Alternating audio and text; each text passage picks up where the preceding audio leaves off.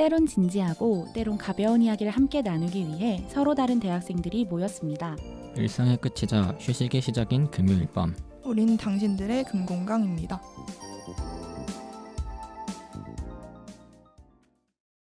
청취자 여러분 안녕하세요. 저번 타이타닉 편에 이어 또 9시내 DJ로 돌아온 당금의 썰 제조기 윤입니다. 오늘 녹음은 소수 정예로 진행될 예정인데요. 누가 이 자리에 함께할 예정인지 각자 자기소개 부탁드려요. 안녕하세요. 당금의 지구를 뒤집을 구지입니다. 네, 안녕하세요. 저는 당금의 야망연습생 진희입니다. 네, 좋습니다. 오랜만에 3인 녹음이지만 여기 모인 분들 꽤나 투머치 토커이기 때문에 오디오 빌 걱정은 없을 것 같네요. 없겠죠? 그러면 모두 궁금해하실 9시네 지금 바로 시작해볼까요? 조금만 기다려. 당금 시네마에서 영화 관람 에티켓을 안내드립니다. 옆 사람과 마음껏 떠들어주세요. 정숙은 금지. 휴대폰 사용은 자유롭게. 구독은 하셨죠? 당금 시네마에 출근은 없습니다. 그럼 지금부터 상영 시작하겠습니다. 9시네. 자, 모두 착석하셨나요? 오늘 9시네와 함께할 영화는 바로 정의 내리기 어려운 선악의 굴레를 다룬 영화 데스노트입니다.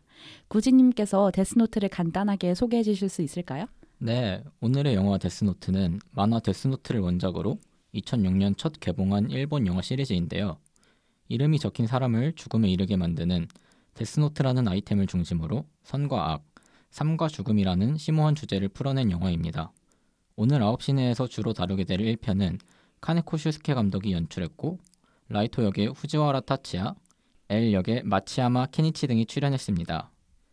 특히 영화 이외에도 애니메이션, 뮤지컬 등으로 제작되기도 해서 데스노트라는 컨텐츠 자체가 한국을 비롯해 전 세계적으로 꽤 두터운 팬층을 가지고 있기도 합니다. 네, 설명 감사합니다. 맞아요. 올해 국내에서도 뮤지컬 데스노트 앵콜 공연이 있다고 하더라고요. 데스노트를 좋아하시는 청취자분들, 또 오늘 9시내를 통해 데스노트에 새롭게 관심을 갖게 되신 청취자분들도 이번 기회에 한번 보러 가시면 좋을 것 같습니다. 그리고 뮤지컬 전 정말 재밌게 봤거든요. 그래서 여러분들도 한 번은 꼭 보시면 좋을 것 같아요. 설명을 하다 보니까 시간이 조금 지났는데 더 지체하지 않고 얼른 진행해 볼까요? 지금부터 당금이들이 들려드리는 데스노트 줄거리 살펴보러 가겠습니다. 도쿄대 법학부 3학년에 재학 중인 라이토는 어느 날 우연히 어떤 노트를 발견합니다. 그런데 그건 평범한 노트가 아니었는데요.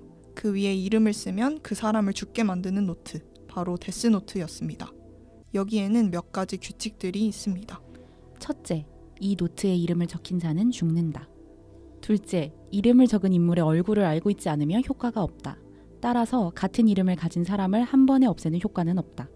셋째, 이름을 적은 다음 인간계 단위로 40초 이내에 사인을 적으면 그대로 실현된다. 넷째, 사인을 적지 않으면 모두 심장마비로 죽는다. 일전에 라이토는 경찰청 전산망을 해킹해서 범죄자 데이터를 살펴봤다가 대다수의 흉악범들이 가진 이유로 수배되지도 조사조차도 받지 않았다는 것을 알게 됩니다. 자신이 믿었던 정의라는 것에 대한 한계를 절감한 라이토는 데스노트를 이용해 범죄자들을 처단하고 진정한 정의를 구현하겠다라는 목적을 이루려고 하는데요. 범죄자들이 속속이 죽어나가자 세간에서도 이를 주목하게 되고 사람들은 그 배경에 미지의 인물인 키라가 있다고 믿습니다. 속보를 전해드립니다. 신주쿠 은행에 총을 든 남자가 대치하고 있는 가운데 용의자의 신분이 밝혀졌습니다. 이마아즈미 히로미치, 45세, 용의자의 사진을 공개합니다. 이마이즈미 히로마치. 지금 인질들이 탈출했습니다. 기동대가 건물로 진입합니다. 방금 새로운 정보가 들어왔습니다. 용의자가 사망했다고 합니다. 또다시 의문의 사망 사건이 벌어졌습니다. 또 그놈 짓인가? 키라 말이야. 이런 가운데 라이토는 자신이 정의로운 신세계를 만들어 나갈 것이라고 믿죠. 말로는 안 해도 다들 알고 있지. 나쁜 놈들이 처치되고 있다는 건 말이야. 죄 없는 사람은 마음속으로 키라를 응원하고 죄 지은 사람은 떨고 있지. 역사는 변하고 있어. 데스노트로 범죄가 없는 이상사회를 만들 수 있어. 미래는 내 손에 달렸다. 결국 경찰 당국에서도 수사에 나섭니다. 경찰국장인 라이토의 아버지 소이치로가 수사본부를 맡게 되고 탐정 L과 비밀리에 그를 돕는 FBI가 이를 주도하죠. 추적에 나선 엘은 생중계 방송에서 키라에 대한 경고를 선포하고 라이토는 데스노트를 이용해 엘을 처단하려고 합니다. 하지만 그 방송에 출연했던 것은 엘의 대역을 맡은 사형수였고 방송은 간토 지역에서만 중계된 것이었죠. 이를 통해 얻은 정보와 FBI의 미행을 바탕으로 엘은 점차 수사망을 좁힙니다. 키라는 간토 지역 안에 있다는 것, 이름을 알면 죽일 수 있다는 것, 죽이는 시간을 조절할 수 있다는 것, 그리고 키라는 수사본부 담당자의 가족일 가능성도 있다는 것까지 밝혀나갑니다. 한편 라이토의 여자친구인 시오리와 여동생 사유는 키라에 대해 비판적인 입장을 가지고 있습니다. 시오리는 이로 인해 라이토와 부딪히기도 하죠. 사유, 너는 키라에 대해 어떻게 생각해? 옳지 않아. 경찰도 있고 법원도 있는데. 라이토, 키라는 살인자야. 너가 추구하는 정의와는 달라. 아니야, 키라는 범죄 예방에 도움이 되고 있어. 확실해. 아니, 우리를 공포에 빠뜨릴 뿐이라고. 그러던 중 라이토는 FBI 요원 레이가 엘의 사주로 자신을 미행하고 있다는 사실을 알게 됩니다. 라이토는 엘의 감시망에서 벗어나기 위해 그들이 범죄자가 아니었음에도 불구하고 레이를 비롯한 FBI 요원 전체를 죽이겠다고 마음을 먹죠. 결국 데스노트를 이용해 FBI 요원들을 모두 처단하는데 그 중에 변수가 생깁니다. 레이의 약혼자이자 전 FBI 요원이었던 나오미가 직접 수사에 나선 것이죠. 결국 키라의 정체를 알아낸 나오미는 수사본부와 협력하에 시오리를 인질로 잡아 라이토를 추궁합니다. 하지만 그 과정에서 나오미가 라이토를 향해 쏜 총에 시오리가 대신 맞아 죽고 그 충격에 나오미도 스스로 목숨을 끊습니다. 그런데 이 모든 일은 사실 라이토가 아주 철저히 계획한 것이었죠. 시오리를 죽인 것도 나였어. 물론 데스노트로 말이지. 나오미에 대한 지시와는 별개로 그 다음 페이지에 시오리의 이름을 썼어. 우연이 아니야. 미소라 나오미 자살. 범인을 미술관으로 불러내기 위해 인질극을 벌이고 자백을 하게끔 하려고 했지만 도망치던 인질을 처치하던 중 죽이게 되고 자신도 권총으로 목숨을 끊음. 아키노 시오리 제3자에 의해 살해당함. 미술관에서 일어난 납치 사건에 휘말림. 납치범이 위험 사격을 하자 남자친구를 지키다가 총에 맞아 사망.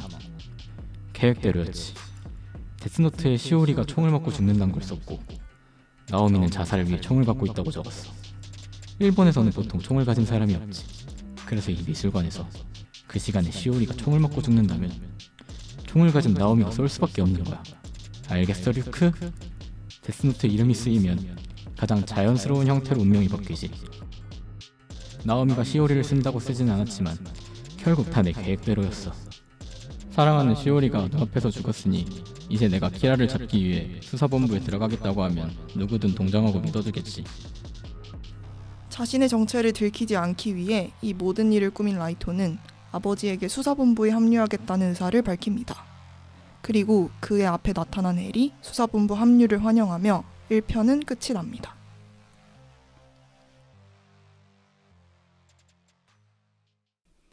이 조합으로 상황극은 또 처음인데 어땠나요? 생각보다 잘한 것 같죠, 저희? 아니 구지가 라이토인 줄 알았어요. 구지가 지금 데스노트, 이게 데스노트 같아요. 지금 대본 보고 있는 아이패드가 되게 데스노트 같은데. 다 조심하세요. 그러면 평점을 매기기 전에 영화에 대한 이야기부터 나눠보려고 합니다. 다들 과몰입할 준비 되셨나요? 네. 네.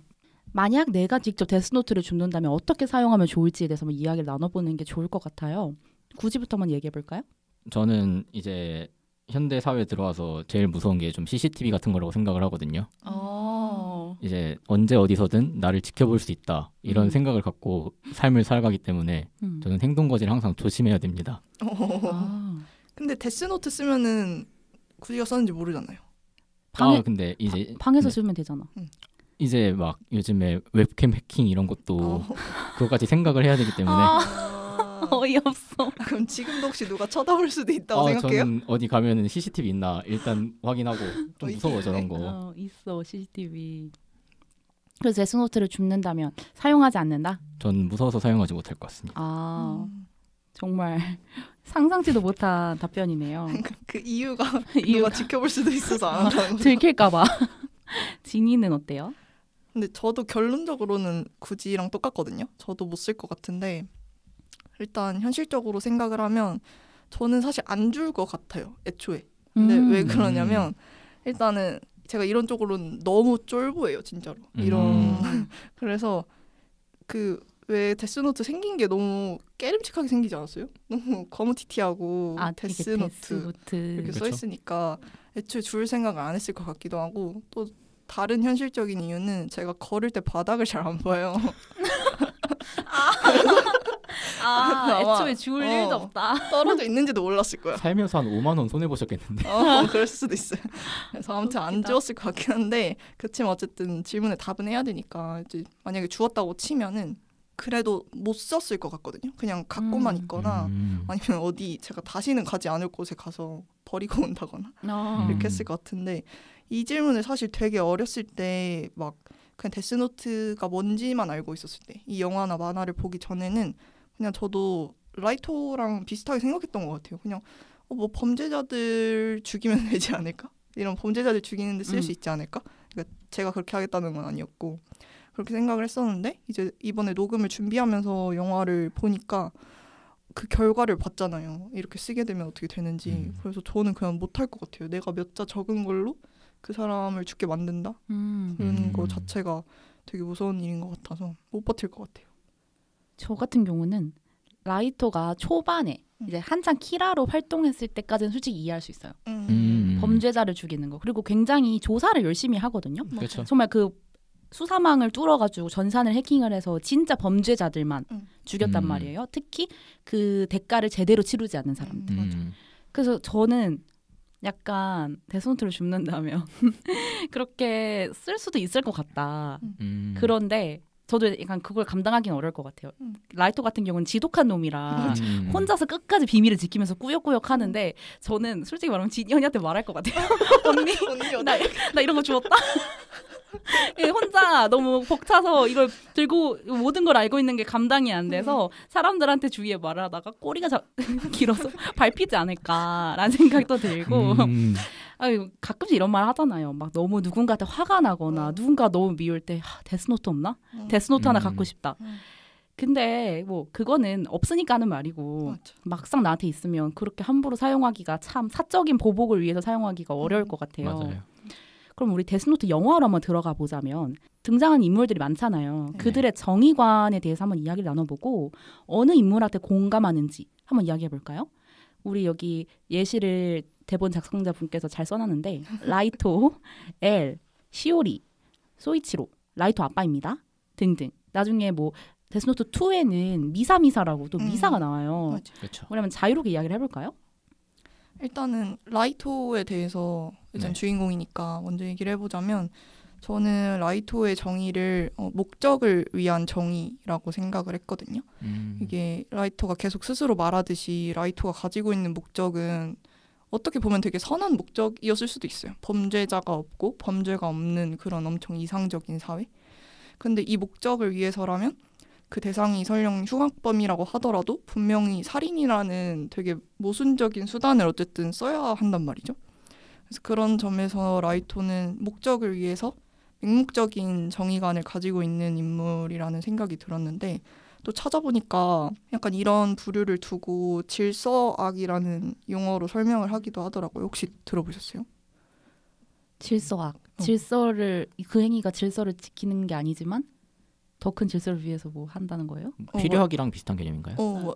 필요악하고는 조금 다를 수도 있는데 약간 저도 이번에 찾아본 건데 어떤 목적을 위해서 행동을 한다는 점에서는 그 행위 자체는 질서적이긴 한데 그 결과가 어쨌든 악에 가까운 그래서 질서악 이렇게 부른다고 하더라고요. 그래서 보니까 라이토가 딱 그런 유형이 아니었나 해가지고 그렇게 정의를 해볼 수 있었을 것 같아요. 저는 사실 데스노트를 진짜 많이 봤어요. 근데 좋아해서 많이 본 게 아니라 저희 아버지께서 데스노트 매니아시거든요. 그래서 옛날부터 데스노트 가스라이팅을 당해가지고 저희 아빠는 가끔 심심할 때마다 보세요, 그거를. 근데 그걸 보니까 그 세계관이 참 마음에 드는 거예요. 그래서 뮤지컬을 많이 봤어요. 제가 뮤지컬도 좋아하니까. 뮤지컬에서는 더 짧은 시간 안에 모든 스토리를 이야기해야 하기 때문에 되게 정의관을 조금 더 칼같이 하거든요. 근데 원작자가 원하는 결말은 데스노트 뮤지컬에 나온 결말이래요. 그래서 뮤지컬 이야기를 또 안 할 수가 없는데 일단 라이토의 정의관은 딱 하나예요. 내가 정의다. 맞긴 해요. 내가 맞고 내가 옳다. 내가 제일 똑똑하고 난 천재고 그래서 뮤지컬이나 영화에도 아마 제가 나오는 걸로 아는데 류크한테 이런 말을 해요. 왜 나를 선택했어? 데스노트를 왜 나한테 준 거야? 라고 했을 때 류크는 그냥 웃으면서 말하거든요. 난 그냥 떨어뜨렸는데 너가 그냥 그걸 주운 거야. 난 널 선택하지 않았어. 라이토가 되게 충격을 받아요. 아니 나 정도 되는 천재한테 계획이 있어서 어쨌든 사신도 신이니까 신이 날 선택한 거라 생각을 했는데 뭐야 그냥 던졌는데 내가 우연히 주운 거야? 라고 말하면 되게 충격을 받는데 이게 라이토의 모습을 가장 잘 보여주는 게 아닌가. 그래서 나중에는 자신의 뜻을 이루기 위해서 죄 없는 사람도 죽여요. FBI의 직원들이라던가 뭐 여자친구도 죽이고. 그게 참 라이토의 정의관은 내가 곧 정의다 라고 보는 느낌? 구지는 어때요? 저는 일단 기본적으로 라이토의 정의관에 공감을 하지는 않지만 그래도 라이토가 예를 들어 흉악범만 처단한다는 기준이 있으면은 그렇구나라고 그냥 하나의 기준이라고 생각할 것 같은데 사실 그 애를 대신할 린델 테일러였나? 그 사람을 죽인 순간부터는 사실 기준이 무너진 거거든요. 흉악범들을 그쵸. 처단하겠다는. 그때부터는 어쨌든 보편적인 시각으로 봐도 정의라고는 볼 수 없고 아니면 애초에 이런 흉악범들을 자기가 처단하겠다는 거 자체도 사실 라이토한테 그런 권리를 누가 주지도 않았는데 이제 사법 체계로 보나 아니면은 뭐 사회적인 계약으로 보나 그런 걸로 아무도 주지 않았는데 그걸 자기가 행사하겠다고 하니까 사실 정의라고는 볼 수 없고 그리고 정의나 이런 보편적인 가치 중에 가장 올바른 1순위 가치는 생명이거든요 결국. 구지의 정의관은 생명인가요?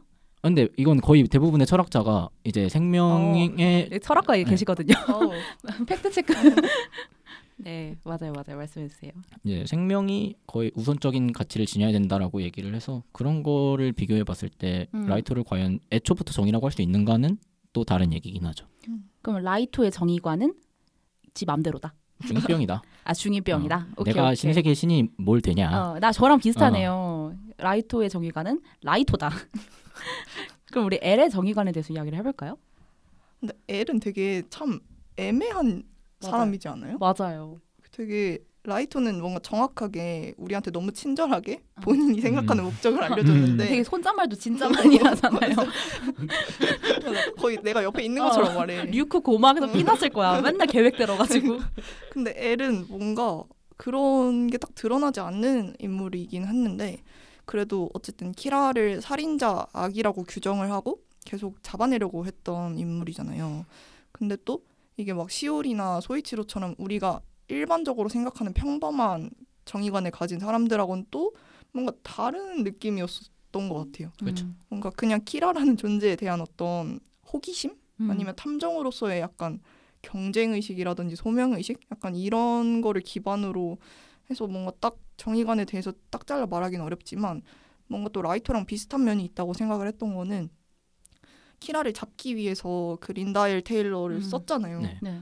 그런 점에서는 엘도 어쨌든 자기의 목적을 위해서 수단을 가리지 않는 그런 어떤 맹목적인 인물이라는 생각이 들었어요. 그렇죠. 네. 제가 생각할 때 엘은 법을 수호하려는 마음은 없어요. 사실 법의 심판을 받아야 된다. 정의는 곧 법이다라고 이야기하는 사람은 소이치로, 라이토 아빠의 캐릭터가 맞아요.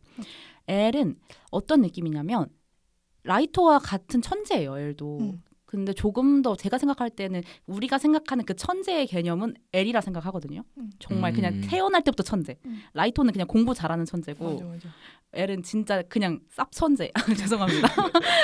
정말 천재인데 그러니까 자기가 아는 지식이 붕괴되는 걸 되게 싫었던 것 같아요. 이게 데스노트라는 게 사실은 말이 안 되잖아요. 맞아. 정말 비과학적이잖아요. 그쵸. 근데 엘은 그걸 인정하고 싶지가 않았던 거야. 그런데 어쨌든 그런 사실을 혼자서 가장 먼저 깨달은 사람이죠. 가장 눈치를 먼저 챈 사람이고 또 엘도 정의관이라고 말하긴 그렇지만 지는 걸 싫어하는 것 같아요. 맞아요. 그래서 어느 순간부터 그 라이토와의 승부 거기에 눈이 먼 게 아닌가. 그래서 엘도 분명히 비인륜적인 행동을 하거든요. 라이토를 욕하기가 좀 그런 게 엘도 이제 데스노트 2를 보면 미사가 라이토의 조력자로 나와요. 그렇죠. 미사를 감금을 시켜요. 사지를 결박해서 첫 만남부터. 하고 얘한테 이상한 약물 같은 걸 주입을 해가지고 계속 자기도 무의식 중에 말을 하게끔 막 실토하게끔 만드는데 그리고 라이터가 나중에 나도 가둬라고 하니까 라이터도 가둔단 말이에요.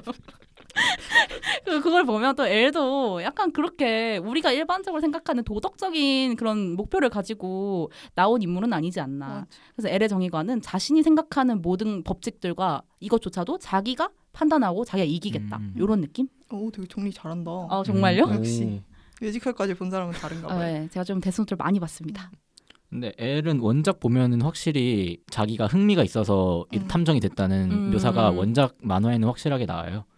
그리고 아까 얘기했던 그 생명의 가치로 봤을 때 엘도 사실은 처음부터 생명의 가치를 존중은 하지 않은 사람이기 때문에 할 말은 없어요, 엘도. 네. 맞아. 그냥 사람을 안 죽였는데? 엘도 사람을 죽였잖아. 엘도 죽이고 죽였으니까. 엘도 지도 죽였어요. 데스노트를 이용해서.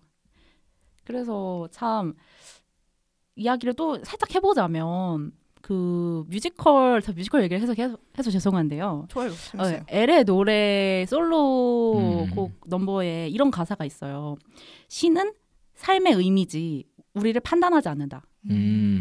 무언가 인간 외의 존재가 자신의 운명을 판단하는 것에 대해 굉장히 겁을 먹은 것 같아요. 자신의 존재를 맨 처음에 믿고 싶지 않았는데 결국에는 믿을 수밖에 없는 상황이 왔을 때 되게 괴로워했거든요. 그런 의미에서 정말 천재의 면모.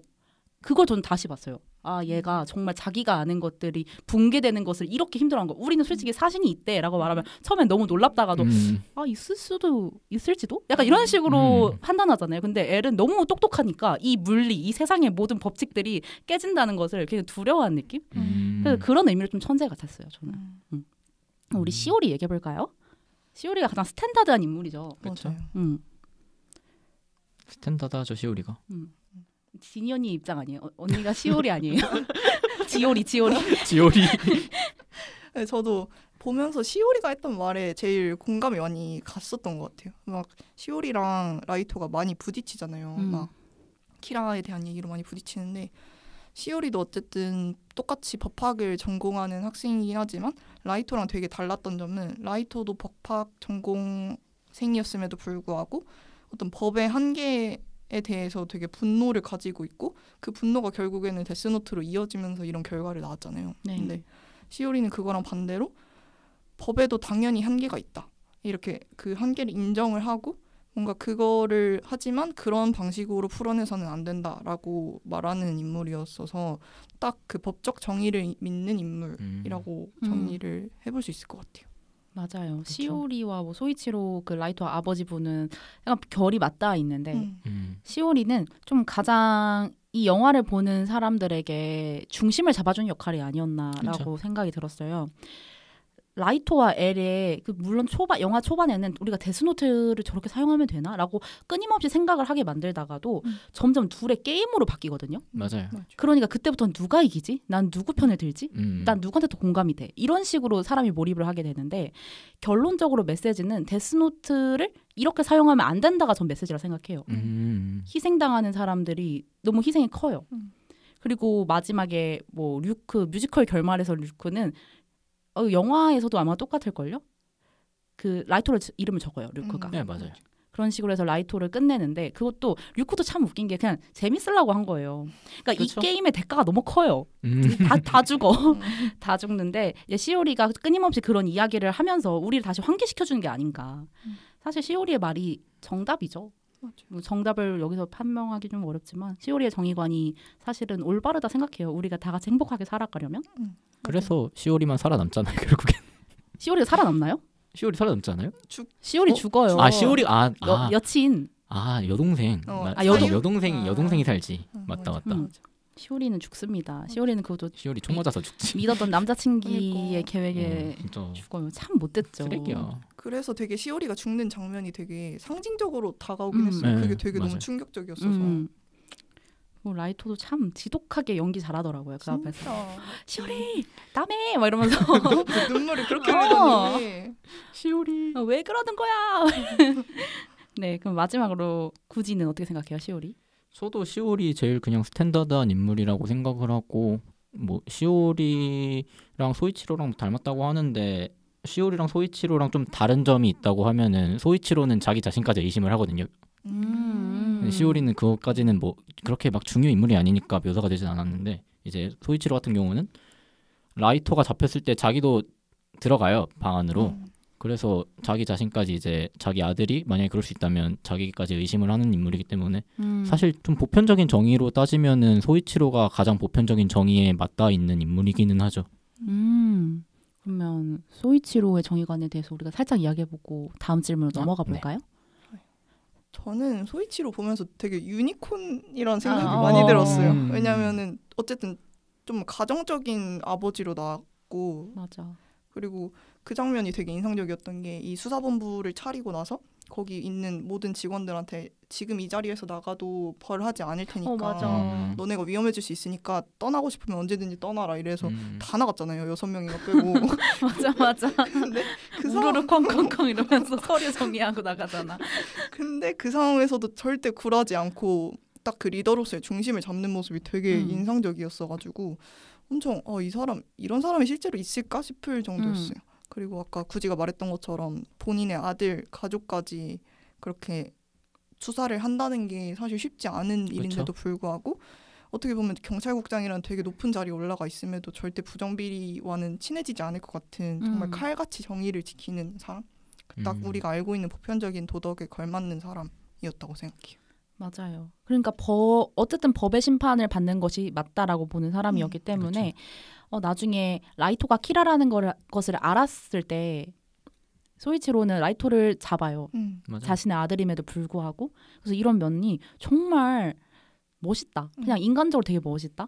이런 느낌 들었어요. 그럼 가장 어떤 인물에게 공감이 되셨나요? 다른 분들은?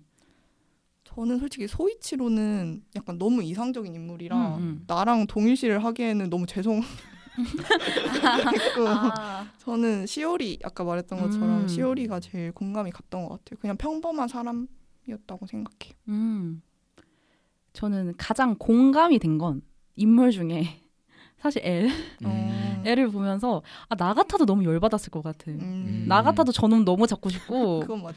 계속 약을 올려요. 라이토가 시비를 건단 맞아. 말이에요. 그래서 가장 공감이 되고 또 가장 멋있다고 느꼈던 게 엘이었던 것 같아요. 저는 그냥 가장 공감이 됐던 인물 하면은 미사. 미사. 왜냐하면은 누가 내 가족을 죽였는데 그 가족을 죽인 사람을 누가 죽여줬어. 당연히 추정할 수밖에 없는 느낌인 것 같아가지고. 그럼 사랑을 위해서라면 아니 사랑을 위해서. 사랑에 빠졌잖아요. 라이토한테 미사가. 그치. 사랑을 위해서라면 그러면 그 사랑하는 사람을 위해 살인도 마다하지 않겠다. 아이 그건 아니지. 왜냐면 살인을 암암리 도와주거든요. 미사가. 당연하죠. 아니 미사는 당연한데 이제 이런 사람에게 공감이 될 수 있다. 이거 약간 그 전에 염블리 첫 편 그거 복선이었었던 거예요 혹시? 네. 사랑이면 다 된다? 너무 재밌다. 그러면 각자 자신의 인물을 이야기해보면 마지막 질문 넘어가 볼게요. 우리가 정의라는 미명으로 살인을 정당화할 수 있을까요? 이거 참 어려운 질문이죠. 맞아요. 정의란 무엇일까? 살인을 정당화할 수 있을까? 사실 우리가 고교 과정을 좀 거쳤다면 인문계열 분들은 이제 사형과 윤리, 준법 의무와 윤리 이런 걸 배우면서 사형 제도에 찬성과 반대하는 사상가들을 배우거든요. 그쵸. 제가 한번 생각해 볼게요. 정의라는 미명으로 살인을 정당화할 수 있을까? 저는 정당화하기 어렵다 생각을 해요. 정의란 미명으로 살인을 정당화하기가 어렵죠. 결국 이 정의도 사람이 만든 관념이잖아요. 그쵸. 그런데 그 관념을 위해서 개인을 희생을 시키는 것은 참 그렇죠. 전체주의적 사고인 것 같아요. 단체의 정의를 위해서 우리가 정의관을 수호하기 위해서 개개인은 희생돼도 된다. 물론 죽을 짓 한 거 맞아요. 그 범죄자들. 그러면 참 사적인 보복은 어렵지 않나. 내가 만약 라이토 같은 천재였으면 내가 정말 열심히 경찰청으로 들어가서 그 수사본부로 들어가서 더 힘쓸 것 같아요. 그 라이토는 거기까지는 안 해봤어요. 데스노트를 먼저 써본 거예요. 얘는 쉬운 방법을 택한 거죠. 사실. 그러니까 모든 걸 다 해보고 그 다음에 차선책으로 했으면 내가 그래도 이해라도 하겠는데 라이토는 그냥 이거 갖고 나서부터 오 재밌는데? 하면서 한 거예요. 즐긴 거예요. 맞아. 내가 신세계의 신이 되겠대. 이러면서 얼마나 신나. 사람들 나 키라라고 초종해주고. 저도 윤이랑 비슷하게 정당화할 수 없다는 쪽에 가깝거든요. 일단 여기서 말하는 살인이 여기 영화 안에서의 그 살인이라고 생각을 한다면 제가 두 가지 이유를 생각을 해봤는데 일단 첫 번째는 어쨌든 법과 이 사회 제도를 벗어난 징벌은 의도가 어찌됐든 월권이라고 생각을 해요. 예를 들어서 막 진짜 정말 말도 안 되는 쓰레기 흉악범이 있다고 저 그리고 그 사람이 했던 짓에 대해서 진짜 모든 사람이 다 공분을 막 했어. 그치만 그렇다고 해서 내가 그 사람을 죽여서 그 일순간에는 사회적인 공분을 좀 해소시킬 수 있겠지만 약간의 카타르시스를 줄 수는 있겠지만 그렇다고 해서 우리같이 평범한 사람들한테 그 사람을 처벌할 수 있는 권리가 있는 건 전혀 아니잖아요. 그렇죠. 그리고 그래서 그 판단을 개인한테 맡긴다. 그거 자체는 너무 위험하다고 생각을 했고 두 번째는 그 정당방위라는 개념이 있잖아요. 뭔가 나나 타인이 위험에 처했을 때 그거를 보호하기 위해서 저지르는 행위들. 근데 이제 이거 고등학교 때 배웠잖아요. 그 지금의 그 정치와 법과 정치이던 시절에 이름 바뀌었잖아요. 몰라요? 아 지금의 정치와 법이죠. 그때 법정이었거든요. 맞아요. 저도 이름이 바뀌었구나. 정법 세대야? 정법 세대. 세대 차이. 그렇군. 어쨌든 좀 그렇네요. 아니지, 나까지 법정이었나? 아니야. 정법이었나? 정법이야. 정법이었어. 내가 과외를 했었는데. 아무튼 그때 형법을 배우면서 이제 정당방위에 대해서 배운 게 생각이 났었어요. 이 질문을 보고. 뭔가 영화 초반에는 라이토가 범죄자들만 죽였으니까 그것도 일종의 어떤 정당방위라고 볼 수도 있었을 것 같거든요. 초반에는. 근데 그러다가 어쨌든 본인의 목적을 위해서 진짜 죄 없는 사람들까지 다 죽이잖아요. 그러니까 결국에는 정당방위조차도 해당이 안 되는 거니까 그래서 이 두 가지 이유로 미루어 봤을 때 이 살인은 정당화될 수 없다라고 생각을 했어요.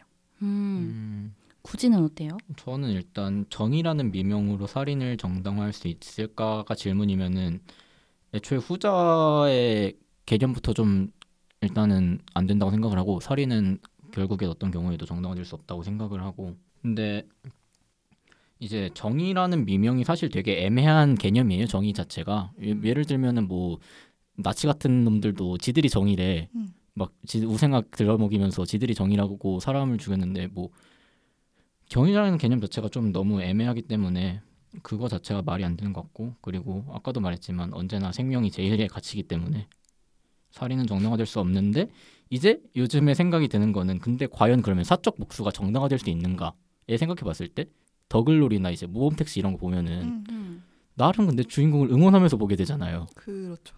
그렇죠. 근데 더글로리 같은 경우는 조금 다른 게 불법을 저지르지 않지 않아요? 그 문동은이? 본인 자체가 불법을 저지르죠. 이사장 협박해가지고 따내는 거가 뭐 그런 거 있긴. 근데 뭐 더글로리랑 모범택시랑 데스노트가 다른 거는 더글로리랑 모범택시에 나오는 인물들은 자기가 정의라고 생각하진 않아요. 맞죠. 왜냐면 나는 이거는 그냥 내 개인적인 감정으로 복수를 하는 거라고 생각을 해서 좀 다른 부분이 있다고 생각을 해서 사실 그런 걸로 따질 때는 정의라는 미명으로 정당화될 수는 없죠. 그럼 저희 셋 다 입장이 같은 것 같네요. 네. 네, 그럼 이렇게 오늘의 9시내 상영작 데스노트의 스크린을 내려보도록 하겠습니다. 슬레이트 치겠습니다. 하나, 둘, 셋. 자, 2부 시작합니다. 2부에서는 패널 한 분씩 돌아가면서 평점과 한 줄 평을 매겨볼까 하는데요. 이유까지 함께 말씀해 주시면 감사하겠습니다. 지니부터 이야기해볼까요? 네, 저는 5점 만점에 4점을 줬는데요. 일단은 보통 우리가 선악이 대립하고 막 겨루는 이야기를 많이 보잖아요. 근데 데스노트는 선악이 어떻게 공존을 하는지 또 정의에 대한 각자의 해석이 어떤 결과를 낳는지를 보여준 작품이라고 생각을 해서 좀 신선했고요. 스토리 자체가. 그리고 뭔가 제작 기법에 대해서도 약간 얘기를 해보자면은 이 영화가 제작될 당시가 2000년대 초반이었잖아요. 근데 그 류크라는 캐릭터가 정말 올 CG로 만들어진 캐릭터인데 되게 생각했던 것보다 자연스럽더라고요. 그래서 맞아요.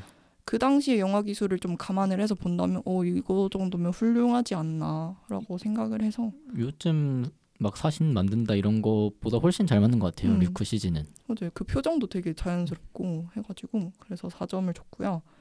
한 줄 평은 결국 라이토가 도착한 선악의 저편에는 추락만이 남아있었다 라고 했는데 이게 멋있다. 영화 중간에 라이터가 책을 읽는 장면이 나와요. 네. 근데 이제 그 책이 니체의 저서였는데 제목이 선악의 저편이에요. 근데 이제 니체는 제가 비루한 철학도로서 잠깐 말을 얹자면 아니에요. 그 비도덕주의라는 거를 말했던 사람인데 좀 쉽게 말하면 기존의 절대적인 도덕 담론을 부정을 하고 맞아. 이제 사람은 더 나은 삶을 위한 의지를 갖고 있어서 그냥 더 나은 삶을 살기 위해서 우리는 각자 도덕을 해석한다, 만들어가는 거다, 뭐 이런 식으로 말을 했었는데 뭐 이거보다 더 자세하게 말할 수는 없지만 그래서 아무튼 그 라이터가 그 책을 읽고 있었다는 건 되게 상징적이었다고 생각을 하거든요. 어쨌든 이제 라이터도 자기도 이제 나름의 그 기존의 절대적인 도덕관념을 넘어서서 나름의 도덕 판단을 통해서 내가 맞다 이런 결론에 이른 거잖아요. 근데 우리가 영화를 끝까지 봤다면 알겠지만 결국에는 죄 없는 사람까지 희생을 시켜가면서 본인이 이 신세계의 신이 되겠다라는 이런 알량한 환상을 충족시키려고 하다가 결국엔 죽잖아요, 본인도. 그런 점에서 결국에 라이토의 도덕은 실패를 했다고 생각을 했어요. 그래서 이렇게 한 줄 평을 남겨봤습니다. 아까 진이가 책 이야기 막 하면서 니체 저서 이야기할 때 아는 만큼 보이는구나 라는 생각이 조금 들었습니다. 저는 보면서 그냥 재밌다. 류크 왜 이렇게 킹받지? 이 정도였는데 그럼 굳이 한 줄 평 들어볼까요? 저는 일단 평점은 3.5점이고 한 줄 평 먼저 하고 가면 너무나도 강렬한 원작 이래서 사실 3.5점 준 거거든요. 그쵸. 원작이 워낙 명작이었으니. 이게 영상화의 한계라고 했을 때 영화로 만들면 4시간에 모든 장면을 다 담아야 돼서 사실 생략되는 부분이 있을 수밖에 없어요. 그래가지고 사실 데스노트도 꽤 생략된 부분이 많고 변화된 부분도 많았는데 뭐 예를 들면은 나오미가 원작에서는 라이토를 계속 믿다가 뒤통수 맞아서 죽거든요. 근데 그때 나오미 표정이 나오는 연출이 되게 좋아요, 진짜. 뭐 원작이나 애니메이션으로 볼 때는 그게 차이가 좀 있고 원작에서도 마지막에 라이터가 죽을 때는 엄청 광기 어리게 죽거든요. 맞아요. 뭐 그런 것도 좀 생략돼 있어서 원작을 봤을 때는 이런 게 좀 아쉽다 해서 3.5점을 줬고 사실 저는 엘이 좀 아쉬웠거든요. 보면서 뭐 대중적인 평가는 좋던데 저는 굳이 스모키 화장을 시켰어야 되나. 근데 그 뭔가 쾌한 느낌을 잘 살리긴 했어요. 그쵸, 그런 건 있긴 한데 뭐 그래서 좀 원작에 비하면 약간은 아쉬운 부분이 있다 해서 3.5점으로 가겠습니다. 네, 저의 별점을 이야기하자면 저는 5점 만점에 4.5점입니다. 사실 저는 이런 거 점수를 되게 후하게 주는 편이라서 이 중에서 제일 높아요. 네, 제가 지난번에도 말씀드렸다시피 우리 면접 볼 때 저의 최저점은 누군가의 최고점이었거든요. 그렇기 때문에 저는 이제 저의 별점은 좀 후한 편인데 한 줄 평은 사실 제가 2개를 가지고 왔었는데 엄청 고민을 많이 했어요. 어떤 게 더 멋있을까? 어떤 게 더 여운을 남길까? 근데 조금 더 마음에 드는 걸로 하겠습니다. 정의란 이 얼마나 허망한 꿈인가? 라고 이야기를 하고 싶어요. 영화를 다 보고 나서 그리고 뮤지컬을 보고 나서 항상 전 드는 생각이 있어요. 그래서 정의는 이루어졌나? 너무 많은 너무 많은 목숨이 희생됐는데 세상은 사실 바뀌지 않았어요. 그쵸. 범죄자들은 계속 범죄를 저지르고 물론 잠깐의 그 두려움 때문에 내가 데스노트에 적힐 수도 있다는 그 두려움 때문에 한창 위축된 건 맞아요. 범죄율이 떨어진 것도 맞아요. 근데 결국에는 데스노트는 사라졌고 봉인됐죠. 어떻게 보면 봉인되었고 그리고 결국 범죄자들은 다시 범죄를 저지르고 그러한 뭔가 외적이고 공포, 위압적인 제재가 없는 한 범죄는 일어날 수밖에 없어요. 하지만 그렇다고 해서 모든 범죄자들에게 그런 식으로 죽음으로 대가를 치르게 하는 건 너무 가혹하잖아요. 세상이. 내가 그쵸. 정말 실수를 할 수도 있는 건데 사람에게 기회를 주지 않는 느낌? 그래서 그러한 것들을 보면서 엘도 죽고 라이토도 죽고 뭐 다 죽어요. 다 죽으니까 다 슬프고 그래서 정의란 참 허망한 거 아닌가. 도대체 정의가 뭐길래 사람이 이렇게 희생이 되어야 되나 라고 해서 했고 연출 같은 경우도 사실 저는 연기력이 다들 뭐 연기가 좋았다고 하시는 분들은 많더라고요. 근데 저 연기 좋았던 걸 진짜 모르겠거든요. 일본 영화를 제가 많이 안 좋아하는데 그게 다 그 어색한 연기 때문이에요. 그리고 뭔가 조잡한 류크 뭐 아까 지니 언니는 이 정도면 훌륭하다라고 말씀을 해주셨지만 뭔가 조잡해요. 류크 너무 무서워요. 꿈에 나올 것 같아요. 너무 무섭게 생기긴 했어. 그 들창코가 너무 무서워. 맞아. 그리고 그 사과 먹는 인위적인 치즈가 난 너무 킹받아. 그래서 저의 평점은 그래도 4.5입니다. 원작이 워낙 명작이어서 그 세계관 담아내기 힘들었을 거예요. 감독도. 그럼 여기까지 해보도록 하겠습니다.